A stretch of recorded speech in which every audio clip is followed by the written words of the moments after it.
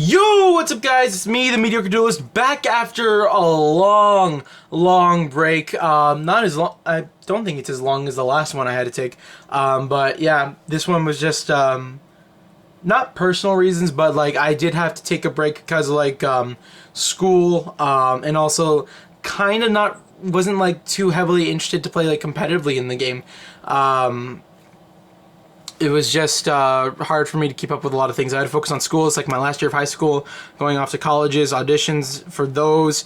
Exams are coming up now, and also I was doing West Side Story with Brampton Music Theater, and now I've been casted for like part of the ensemble thing for our new show, The Little Mermaid. Like, if you're interested in theater, like please come check it out. It like really means a lot. If you're also in the Brampton area, it like helps me support, because like I want to go into acting. YouTubing is like, it's cool, but like it's a side thing, you know. Yu-Gi-Oh is a hobby, that's always what it's been, but like theater is like something I really want to be doing. So if you're in the Brampton area, please come check it out. It's got a great cast, like great voices. It just means a lot to me, like shows support. But yeah, Dark Worlds. Why did I decide to play Dark Worlds out of all things this format? One, it was pretty budget friendly, and like also relating back to when I was in West Side Story, my friend, because I was performing on my birthday, and for my birthday, my friend, he used to play Yu-Gi-Oh when he was younger. He grabbed all of his cards, put it inside the Galaxy Eyes Photon Dragon tin, and then he gave them to me for like a birthday gift, and that was like so awesome of him. There was like so many old cards. There was a few ultimate rares, so like that was cool to see. And like he had so many cool things. He had like a super warning, he had a super lance, he had so many cool things, even a Malefic Stardust Dragon, thing, Fossil Dyna. It was like really cool to look at, and like I got a lot of cool things from it. But yeah, one of the other things was also two starter decks that caught my eye. One was Dragoonides, and the other one was Dark Worlds. So like I saw it, and then like I have to build this deck now, because like I just remember how cool it was looking. Like watching the old replays, like you can go off with this deck. It's like really cool. Yeah. So I'll get into the deck profile right now, and then after, because I just came back from locals, and like I play tested this. I was like screwing around with a few things. I'll tell you tournament report after, but for now let's just get straight into the deck profile, because like this is really cool. Like it's a really fun deck. Also, shout out to the Invasion Vengeance Matt, I guess, I don't know.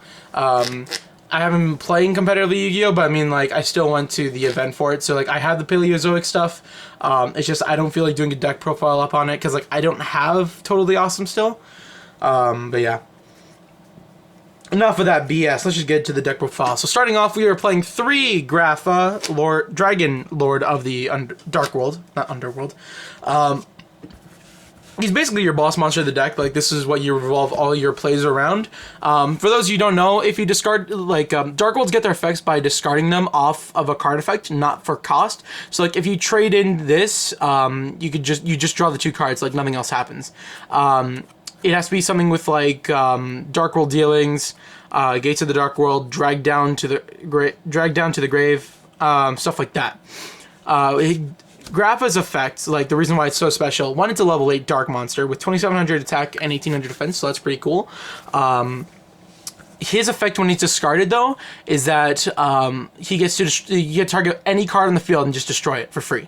So, like, that's pretty cool. And also, if you have a Dark World monster other than himself on the field, you can bounce that card back to your hand to special summon him from the graveyard. And it's not once per turn either. You can do this as many times as you can, like, as long as like you can fulfill the requirements. So, like, playing like 3 is like essential, and also it's like a cool rank 8 engine basically. And like you don't have to make rank 8s all the time. You can just make like 3000 beat sticks, and like it's still pretty cool. But just to help with the rank 8 engine, I do play 1 Malefic Stardust Dragon. It's also for the trade-in engine that I play, because like you just want a way to get Graph in the graveyard, but like you still want trade-ins to be like live somehow. So like Malefic just like help extends plays basically. He's also another rank 8 plus, and like you play him because you play Gates of the Dark World, which is a field spell for those who don't know. Next, pretty standard stuff. 3 Silva not Sylva's, 3 Snow of Dark World, and also 3 Brow Huntsman of Dark World. These cards are pretty cool because like they basically help you thin out your deck. Snow, when she's discarded by your card effect, she allows you to search. And if she's discarded by an opponent's card effect, just in case if you were playing the mirror, which was like annoying back then, like she still gets an effect. It's like you can target one monster in your opponent's graveyard, special summon it to your side of the field, and then still get a search. And then Brow's effect is thing. When he's discarded by card effect, you get a draw card, and if he's discarded by opponent's card effect, you get a draw 2. So like that's pretty cool. But yeah, they just like help you deck thin out. Also, Brow's pretty good because he's a level 3 fiend, so like that obviously means like Tour Guide or Skarm plays. So yeah, those 2 are really helpful. It's like a main engine of the deck. Those are all the 3 ofs I play of in the deck. Everything else is like one of. But like some things are probably meant to change. I play 1 beige. Basically what he does, I'll just mention these 2 right now, Gold and Silva. These 2 are literally the same card stat-wise, and also like what you need to do. Like I won't go into the second effects with these 2 because like they don't really matter. Basically all these 3 cards, when they're discarded by a card effect, they just summon each other from the graveyard. So like if beige gets discarded, if beige gets discarded by a card effect, he just summons himself from grave. Same with gold, same with Silva. The reason why I play like 1 of each, or okay, you could play like 2 Silva or 2 gold if you want, like it doesn't really matter. I just played it because like it looked nice. And if you want, you could play 3 beige, like straight up, but like these are for also different plays that I have in the deck that you will see. But like I also play the 1 beige because like it helps with like rank 4 plays, and sometimes like with Snow or Gold, not Snow, Gold and Silva, you can play like rank 5s with it too if you like it comes up. I have been able to pull it off before too, so it's pretty cool. Next, I play 1 Tour Guide, and for Tour Guide targets, you have the 3 Brows, but also I play Fiendish Rhino Warrior and also Skarm. Why I play these 2 instead of just like playing the Skarm, like Skarm's nice, but like I don't always want to be searching it, or I mean like summoning it, because like it's really slow. But like sometimes I could just like foolish this to search for Tour Guide and go off my place from there. But Fiendish Rhino Warrior is like the main guy I want to be getting my plays with, because like if I open Tour Guide and Allure of Darkness, it's basically like a free Grapha already, because like you would and another Dark World level 4 or lower Dark World monster too. Then it's a free Grapha on. It's a free +2 basically, because like Fiendish Rhino's effect, when he's sent to the graveyard by any means, he gets to foolish any monster. So that's obviously pretty cool. So like you just make an XYZ play with these 2, and then after set detach, and yeah, I'll show combos later in the duel, but later in the video. But that's what I want to show. And for my final monster, a lot of people are going to be questioning this, but like it was a really funny tech that I put in last minute, and it was actually kind of cool how I got to use it. I play 1 Blackwing Gofu of the Vague Shadow. What's cool about this guy is that, okay, because like, you can just summon him for free, you get your 2 tokens, no problem, but that's the reason why I play Gold and Silva, and why I'm considering dropping beige, but like sometimes I need that normal summon beige, bounce back Grapha, stuff like that.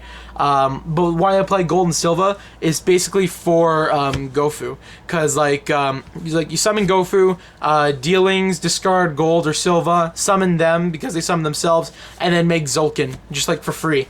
And it's stupid. Like the tokens, okay, they'll sit there, they won't do anything, but like they could be a shield if you want them to. It's just pretty cool. I thought it was a really funny idea. Because like also with Dark Worlds, you can settle all your spells and traps, and then after just activate them later. So again, like I just thought this was like a really funny idea. I was playing Soul Charge originally, but like I wasn't like getting much use off of Soul Charge. Sometimes it would be dead. Sometimes I just couldn't use it. Sometimes my life points was just like too low. Like it just wasn't a really good situation for me to use it, especially in this kind of format. So like I just figured like playing 1 Gofu was just, it was funny and also effective at the same time. That's it for the monsters. Now going off to spells and traps. I play 3 Dark World Dealings. This is like one of your main draw engines, but complementing that is also 3 The Gates of Dark World. Both of these basically let you discard and draw cards to like help you get through your deck. So basically Dealings, it's discard 1 card. No, both players draw 1 card to discard 1 card. So like this one is effectively worse than Gates because like Your opponent gets to choose what they get to discard, and inherently it's a -1, but if you discard a Dark World monster off of it, you obviously get to get a plus off of that. So, like, depending on how you can do it is up to you. Gate to Dark World is pretty cool because, all fiends gain 300 attack and defense, so it boosts Graphas up to 3,000, so, like, he becomes a 3,000 beat stick, which is pretty cool. And also, once per turn, you can banish one Fiend-type monster in your graveyard to discard one Fiend-type monster in your hand to draw another card. So, like, it's just giving you a free +1 depending on what you end up discarding, or, like, a free action, basically. Also, the unofficial Dark World card, Drag Down to the Grave, it's basically Dark World dealings, but better, but at the same time it's not, because your opponent has to have a card in their hand to use this. Basically, both players reveal their hands, discard one card from their hands, like each player discards one card from the other player's hand, and then they both draw one card. So, like, you could set all of your stuff and make your opponent, like, choose to discard something that, like, they don't want you to have, like, you can get extra advantage off of, and, like, they're forced to, like, get rid of something that they don't want to get rid of. So, yeah, it's just, like, pretty cool. It's a dirty way to also, like, look into your opponent's hand, get information, stuff like that. That's how Dark Worlds used to play. Like, they're always, like, in your hand, like, they know what's going on. I used to play like that, but, like, I have many, like, multiple different builds going on. It's just I can't afford them all, so I'm just, like, trying different things. And, yeah. Next, just to help cycle through my deck, play 3 Lord of Darkness, and also 2 trade-ins. This could be argued as the 3rd trade-in. I play 1 Terraforming, just because, like, I needed to fill up space. I didn't want to play Into the Void, because, like, that was really expensive, and that forced me to play out my whole hand, which, like, I really don't want to be doing with this build, because I don't main deck the viruses. I don't even main deck not Eradicator, the other virus anymore. Not Crush Card, it was the other one. I forgot his name already. Like, yeah, my friend, like, argued because, like, DDDs are going to be running around now. It's just not worth it. Like, they'll get so many pluses off of it. You're actually helping them more. So, like, I just figured, like, yeah, he's right. It's not really worth putting in for now. But, yeah, I play the 1 Terraforming just to, like, help search out for the gates. Because, like, that's really effective for your combos. But if you don't like the Terraforming, sometimes I do, sometimes I don't. You could just play 3 trade-ins instead and, like, get the same effect. Next for other 1-ofs, I just play 1 Foolish, 1 Upstart, and then the 1 Regeki. Again, Soul Charge would have been a part of this if I didn't take it out for Gofu. Next for my traps. I know I haven't played this game in a while, but I'm pretty sure this card's relevant. Lucky me, on my birthday, I decided to buy a few packs of Invasion Vengeance, and of lucky me, I also pulled one, and I traded the other one off of a friend of mine who's not into competitive Yu-Gi-Oh! So, like, I told him it was, like, a really high-valued card, but he didn't care. Like, he's, like, really easy with trading, and, like, he was really cool with it. But yeah, this, like, helped me a lot today. Like, going against heroes, and I think Paleozoics is, like, this stunned them, like, for so long. It was just funny playing with it. It was a really good card, helped me a lot. I was originally side decking it, but with my friend Rashab, he also lent me some of the cards that you'll see. He told me to, like, main deck those, and it was, like, a really good idea. I had to take out the virus cards that I was playing, though, and, like, Eradicator I have side decked, but, like, I main decked those. It was an awesome decision. Those just ended up being way more live and, like, stunned my opponent so easily. Next, I play 1 Strike and 1 Warning because that's all I really have. I don't have 2 strikes. If I had 2, I'd still probably play 1 Strike, 1 Warning. But you could probably get rid of this last card. I play 1 Skill Drain. If you want to play a strike so badly, you can take off the Skill Drain. I personally like Skill Drain. Like, in older Dark World decks, like, they would run it because you don't care about on-field effects, really. The only thing that you cared about is probably your tour guide. And yeah, but other than that, like, this stuns your opponent way more than does you. Because, again, you get all your effects from the graveyard. Graphas, just, he's like, when he's on field, he's just a 3k beat stick, and that's it. So, yeah, that's it for the main deck. Going off to the side deck. And if you're also wondering, like, that's why I also had, like, my 2 Yu-Gi-Oh! Day tokens out, because, like, you just use them for Gofu.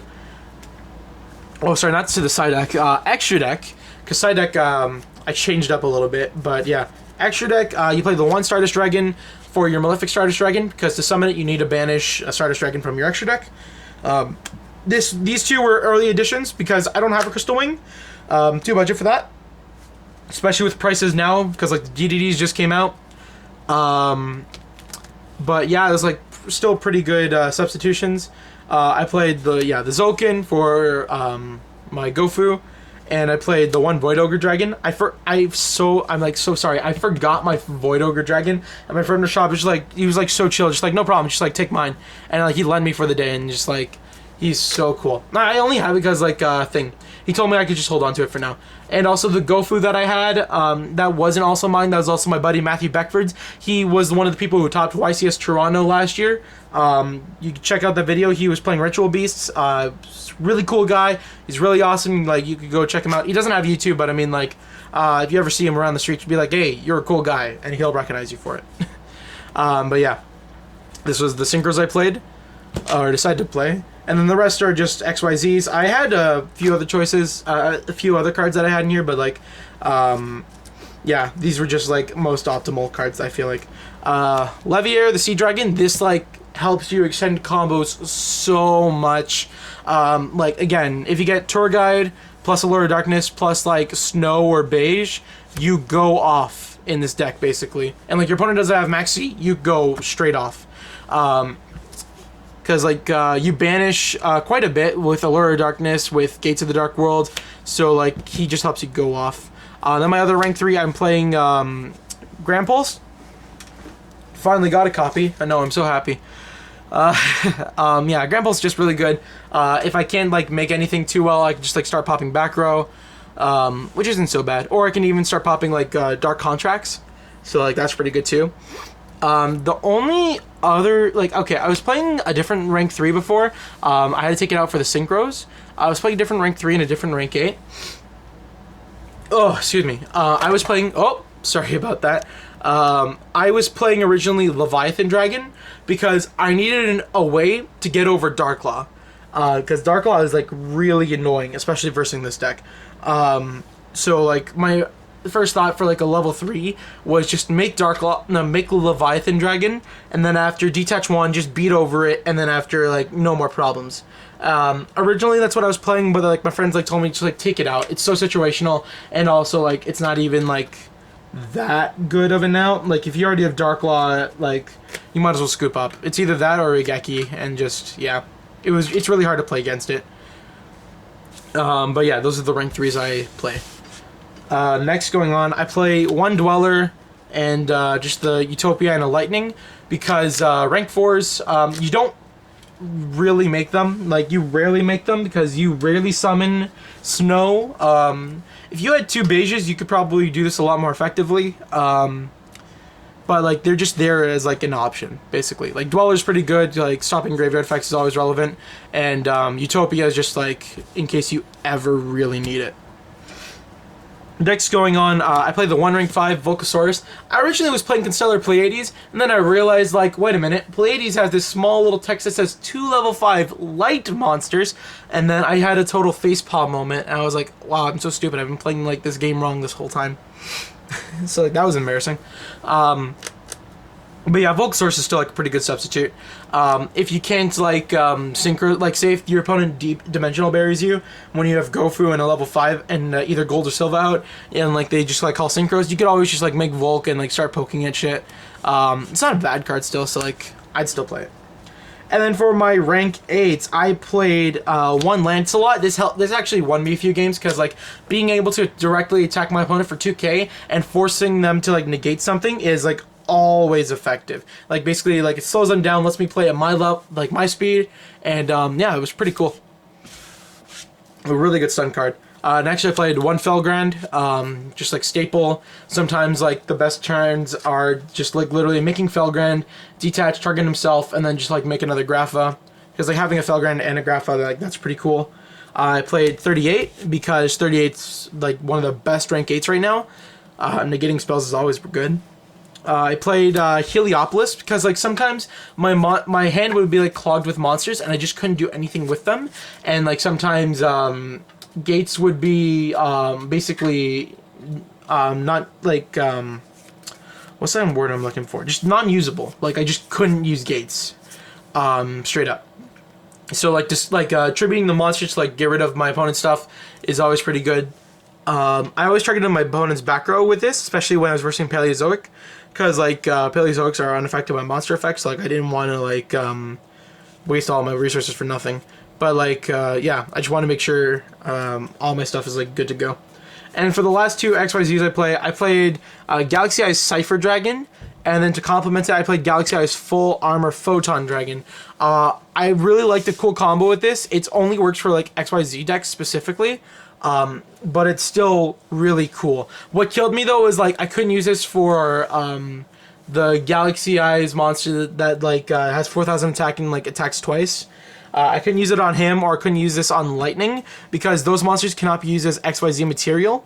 But like, still, his effect is like really cool. Steal an opponent's monster, and if it's an XYZ monster, like either way, its name becomes Galaxy Eyes Cypher Dragon. But if it's an XYZ monster, you can stack Galaxy Eyes Full Armor Photon Dragon on top of it, and now it permanently becomes yours. So like, you got a free 4,000 beat stick because your opponent was stupid.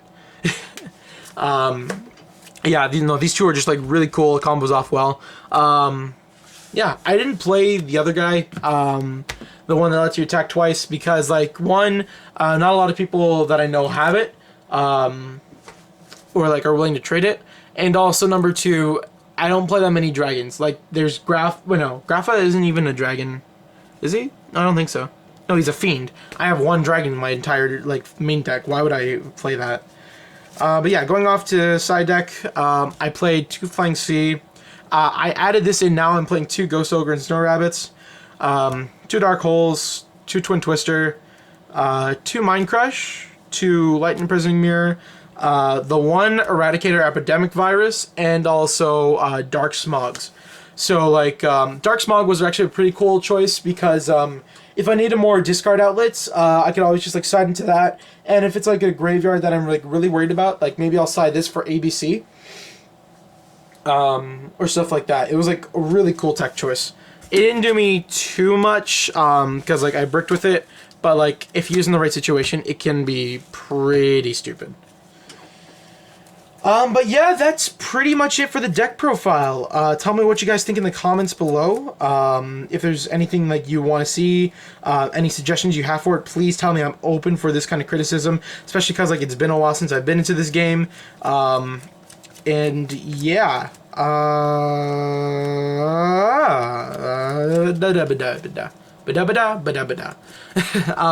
please leave a comment in the comment section below, is like a recommendation of what deck you want me to do next, and I will totally get back to you on it. If you want me to try and get a certain deck profile, I can ask like one of my buddies. Obviously, they could hopefully help you with that. And yeah, just have a good day, guys. See ya.